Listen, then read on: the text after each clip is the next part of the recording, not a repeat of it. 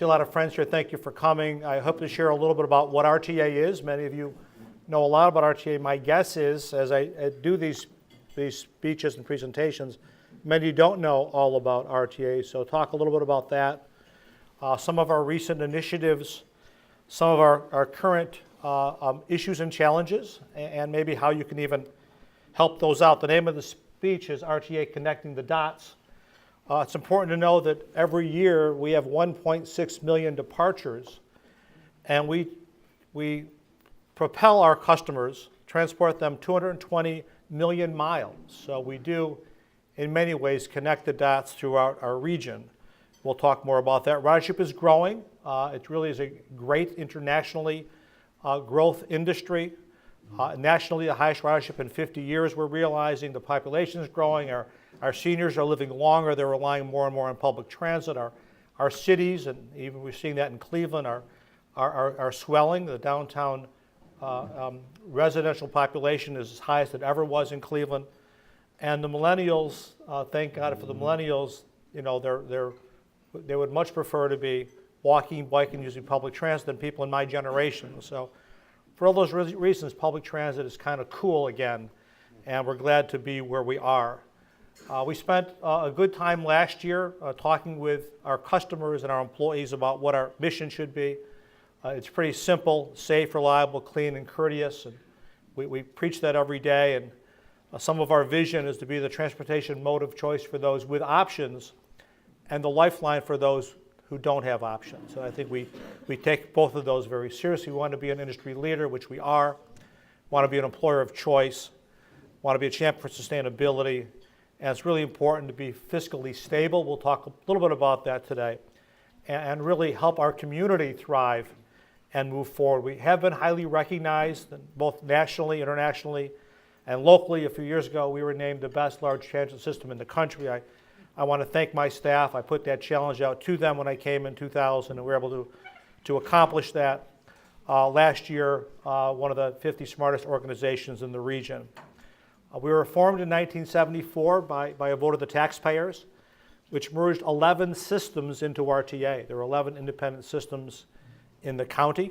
When I came here, as mentioned, from the Central New York RTA, I had a 7-county jurisdiction. That jurisdiction encompassed the commuting territory, but here in Ohio, we kind of do things on a legislative municipal boundary line. So that's something that we're hoping in the future can change. If we are more regional, we can serve our customers better and also be more efficient. I report to a 10-member board of trustees appointed by the city. Mayor nominates, city council approves. The county executive nominates, county council approves, and 3 mayors elected by the mayors from our suburban communities. We also have, to help us kind of be the voice of the customers, a citizens advisory board that's very active. And we set up a few years ago a student advisory board because students now account for about 23% of all RTA trips. So a large portion of our customer base wanted to get their input and know what special needs that they might have. Our county population is about 1.3 million. We do serve, especially on our park and ride lots and our rail stations, people drive in from Medina, Lorain, Geauga County to use those systems. We serve up to 200,000 customers on a typical weekday. That'll be about 300,000 customers on St. Patty's Day, our busiest day of the year. We have about a $375 million budget. About $300 million of that is operating budget, about $75 million on average capital to replace our buses, trains, and keep our infrastructure in good shape.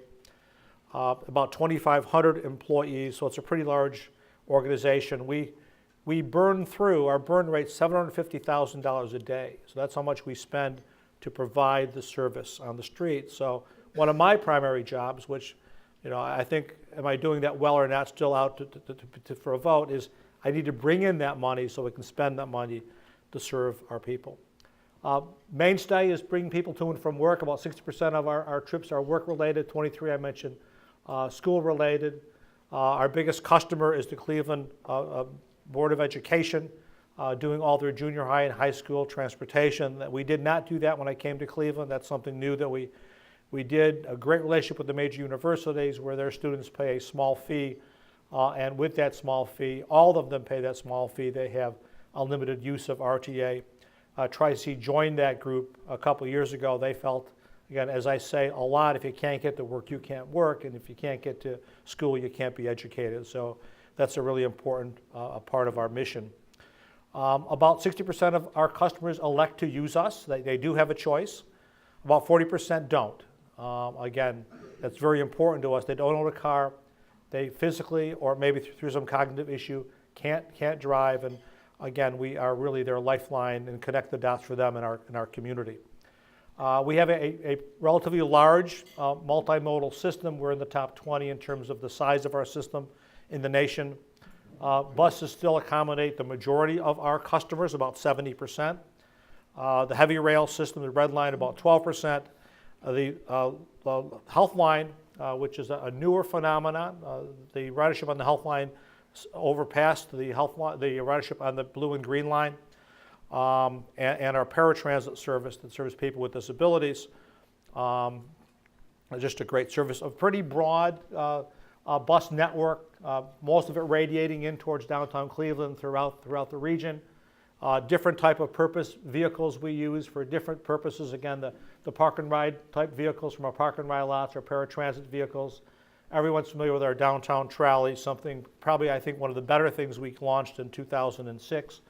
We started out with 800 people a day. We were thrilled. Now we're serving over 6,000 people a day on those services. So again, the fare due to subsidies from private businesses continues to be free with a smile. So it's really been great for us. And again, it's a way. We're also one of the few, if not the only, rail systems in the country with literally one downtown terminal, Tower City. So this is the way to get our customers around downtown on the trolleys. You may have seen our new fleet of compressed natural gas buses that hit the road in the last quarter of last year. They're cleaner. They're double. We're experiencing double the reliability on these vehicles, and the cost per equivalent gallon of CNG for the last quarter of the year was 94 cents a gallon, and that's before a federal 50-cent a gallon rebate. So it's really much less expensive for us to operate the vehicles that are cleaner, more comfortable, and that the customers really love. We're really certainly trying to roll these out as money allows through the rest of the system. We get federal money, and there are a lot of rules attached with that money, so we must keep a bus through its useful life. The useful life of a bus is 12 years or 500,000 miles, and by the time it reaches that, it is time to say goodbye. But these buses, buses are pretty expensive, unbelievably expensive, but these were $475,000, and there's no 3 bathrooms or 2 bedrooms or a finished basement or a swimming pool, but they're very expensive. Rail Neck, we're really blessed to have the only rail system in Ohio. It's an old system in a number of areas. The Blue and Green Line were built, the first phase opened in 1914, and some of the parts are still original. We're trying to struggle with that. The Red Line was built in the 1950s. The extension out to the airport was done in 1968, making it the first system in North America to link downtown with the airport. And through some help with the state and all the things happening on the waterfront with the Rock Hall and the new Brown Stadium, the waterfront line was put in and opened in 1996 with some help by the governor. Again, the Red Line, the waterfront line, which is an extension of the Blue and Green Line in our downtown trolleys. Again, these have been very valuable to us. It's one of the reasons the RNC came to town. They like the concept of being able to shuttle people around downtown, trying to connect all those dots downtown. All the major trip generators, the hotels, the restaurants, the districts, the warehouse district, East 4th Street Entertainment, up to Playhouse Square and CSU. So very valuable to us. They do really, really well. We extended them to evenings and weekends a few years ago, again, with help by private contributors. People like the convention center and the casino and the Browns were able to put in some money to make that happen. Everyone loves the trolleys. It's great to represent something that everyone loves. Great customer satisfaction. This week, the trolley operators are dressed up as superheroes. If you see them, don't get scared. I rode in with Batwoman this morning. And bus rapid transit. We're really known internationally for our bus rapid transit service that's kind of a combination between what is a train and what is a bus. It gives us the operating characteristics of a train, quicker, faster, more upscale image, better frequency with the cost structure of a bus system. When we put this system in 2008, many people said it should be rail or nothing. And if we took that attitude, it would have been nothing because we simply could not afford rail.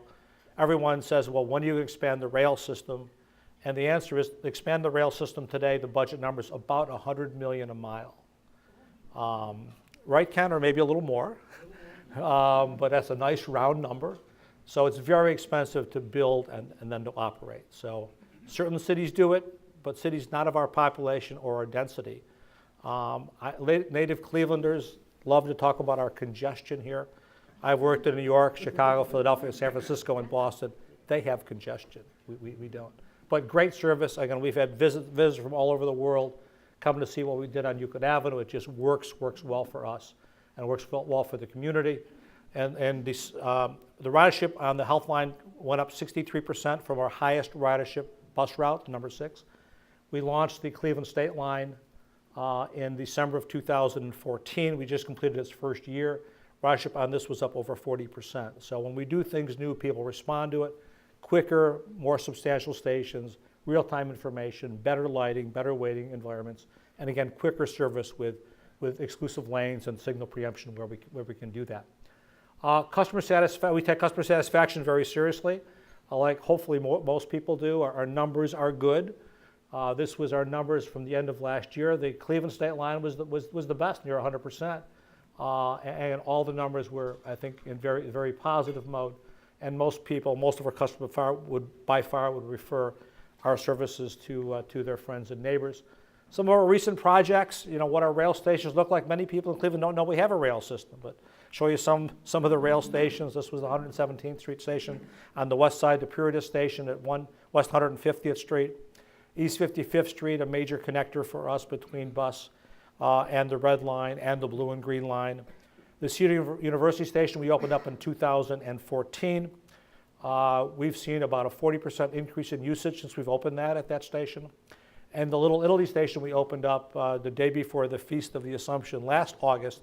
We've seen a 100% increase in usage on that station. So as we make investments, the customers are responding very well to those investments. We opened up the Lee Van Aken station in December. Someone asked me the other day, why are we wasting all this money upgrading our rail stations? And the main reason is because we think it's the right thing to do.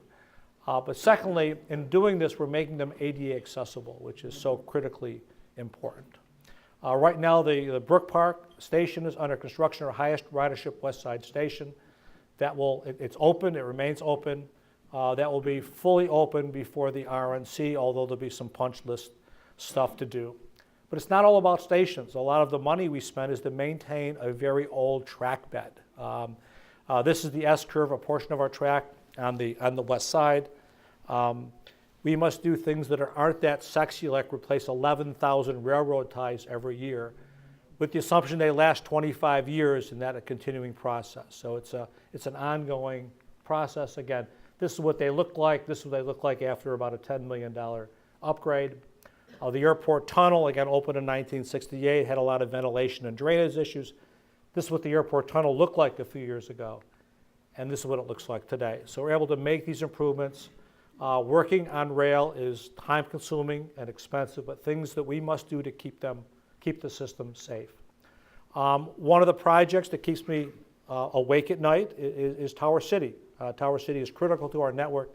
Every train runs through Tower City, and the tracks need to be replaced, upgraded, built. This is what they look like today. Again, they don't look like this. That's what they should look like. So we're launching a project, which will probably be a 4 or 5 year project, a 4 or 5 year, $25 million project to upgrade the tracks in Tower City. It'll be, again, a phased project working on track by track so we don't have to disrupt the service. Funding is very important. Again, I need to bring that money in so we can spend $750,000 a day to serve our people. The majority of that comes from, again, the sales tax here locally and passenger fares. Passenger fares cover about 20% on average the cost of that ride. So again, we need to be able to subsidize the other 80% of the cost of that ride. On paratransit, so critically important for people with disabilities. The fare covers 5% of the cost of that ride, so I must subsidize the other 95%. So it's a struggle. Federal dollars have been decreasing through no fault of anyone. The reason they've been decreasing is they're pretty much handed out based on formulas. The number one criteria in that formula is population. And as our population goes down, our share of the money goes down. When the formula was based on the 2010 census a few years ago, we lost $3 million a year because the 2010 census showed lower population and relative population than the 2000 census. So again, we have the same, if not increasing needs, but the money is going down. Ohio is another case. I can talk about 15 days through dinner on the state of Ohio. Historically, it's a very poor funder of public transit. The attitude has been, we fund highways. If you want transit, it's a local issue. But you really need to have funding from a variety of sources, local funding, federal funding, and state funding. And that's really been the missing ingredient. I don't think this is because of me, but when I came to Ohio, the state provided about $43 million to the 62 public transit systems in the state. And now it's $7.3 million. So certainly going in the wrong direction. The typical state provides 20% of funding for the public transit systems in their state. Ohio is at 0.7%. On a per capita basis, I compare Ohio to our neighboring, I call them our neighboring states of like population, Michigan, Illinois, and Pennsylvania, kind of all Midwest, kind of all contiguous, kind of all between 10 and 12 million residents. They average $57 per capita to our 63 cents per capita. So again, I harp on the state a lot because they've got room to move and room to move in the right direction. So people say, why aren't we doing what they're doing in Denver or Seattle or Portland? It's because we've got one partner who has been asleep at the wheel, on the highway, by the way. Important fact, we launched a press release at our offices last week. A study was done as to where do our college graduates want to go upon graduation, where do they want to find a job, and they want to live in urban areas. They want to live in places where they have transportation choices, walk, bike, or use public transit. And they said if they can't get that in Ohio cities, they're going to go to some other city where they can get that. So it's really important, I think, to understand that. I harp this on our state legislators. We can't afford not to invest more in public transit because we can't afford to lose this job talent to other states. We're competing for jobs. Employers want to be where employees are, the employees and the talent they want. And so, our younger generation really want to see those more transportation options that we have. The great news is ODOT did a study, kind of to our surprise. The governor and the ODOT director said, I keep hearing more talk about, we need more of an investment in public transit. We need to see really what the story is. We're doing our own study. The study was released last year. It said everything we've been saying. There's an underinvestment in public transit. We need to double the size of public transit in the state. Cleveland by far is the best for a number of reasons in terms of public transit. And that the state should provide up to 10%, not 0.7%, up to 10% of the funding provided. Unfortunately, in the state budget, nothing moved. So it's something that we keep working on, and something that when you talk with your state legislator, please ask them to support public transit. I think there's more and more understanding of that. The typical call I received when my phone rings in my office 5 years ago was from an employee saying, I've got a job someplace, how do I get there in RTA? My typical call today is from an employer who says, I'm trying to attract and retain talent. I need more public transit access here. So it's the same call, but it's from a very different perspective. And I think from a perspective that the legislators, I think today understand a lot. We believe a lot in sustainability. A couple of our recent initiatives is our quest towards the Baldrige Award, and we just achieved ISO 14001 certification for our first project. So we're continuing to move on these initiatives. Now for the bad news. The bad news is I will be the bad guy in town for the next 2 or 3 months. The RTA budget the board approved last December necessitates, to be even close to balance, an increase in fares and a small trimming of service. my philosophy about public transit, it should be everywhere, all the time, and free. However, then we have to pay our bills. Then we kind of get down to reality. I don't know what the fare increase proposal will be. It may likely be a 25-cent increase to the base fare. It might be different. So our board will decide on March 1st kind of what we go to public hearing with, to hear from our customers. They will come in and tell us that we don't want to pay any more. We say we understand that. No one wants to pay more. Our option to paying more is to cut more service, which people want less, especially if you're one of the routes that are being cut. So it's a very, very difficult process. We'll be having a series of hearings probably right after St. Patrick's Day. We'll have 10 or 12 hearings, different times of day, different locations around the county to hear from our customers. The fares have not gone up in 7 years. So if they do go up a quarter, which would be 15% over 7 years, it's less than 2% per year. So understanding that, and also understanding that for many of our customers, that 25 cents is a tremendous burden. So how you balance those things is difficult. I don't have the ability to charge individuals as they're at the front door of the bus, to charge them based on their ability to pay. I don't know how to do that. That's where other agencies have to help support their constituents and say maybe we can help subsidize those services. And employers, who don't think twice about subsidizing parking for their employees, say how can we help subsidize the cost of the bus pass? That's really an important thing. We have about 700 employers that work with us in our, we'll call our Commuter Advantage program. They provide some benefit to their employees. It may simply be allowing them to buy their passes through payroll deduction and save some of the payroll taxes, both in terms of the employee and the employer. Some subsidize a great deal. Some subsidize all of the cost of the pass. And I simply tell employers, to be fair, if you subsidize parking, subsidize transit. If you don't subsidize parking, then don't subsidize transit, but don't treat transit as a second-class mode of transportation. So that's one of the things we look to do. So you'll be hearing more about a potential fare increase. We're also looking at possibly reducing service by about 3%.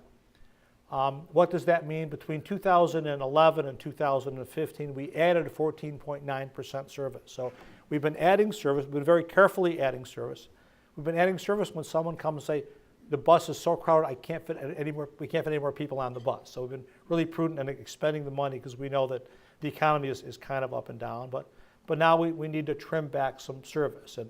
And exactly what 3% service will indicate, it'll probably affect about 1.5% of our customers. About 90% of that 1.5% may have to walk at certain times of the day an extra block or two. And for some people that will be difficult. For other people it might not be difficult. For about 10% of those 1.5% of our customers, there's something going to be without service. And that's very unfortunate. Again, nothing's been decided yet, and to say that 15 times. Our board will make that decision.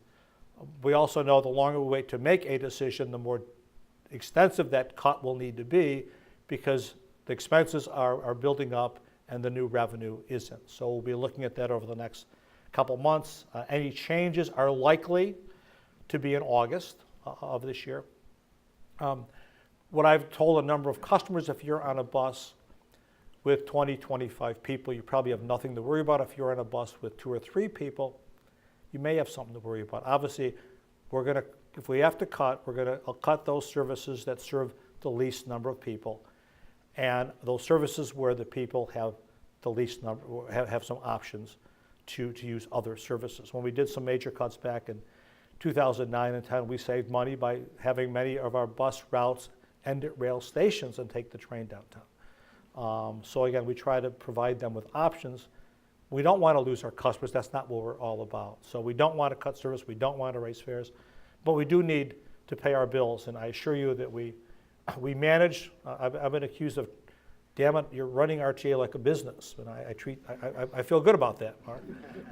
But we have done a lot to try to control costs internally and have done that very successfully.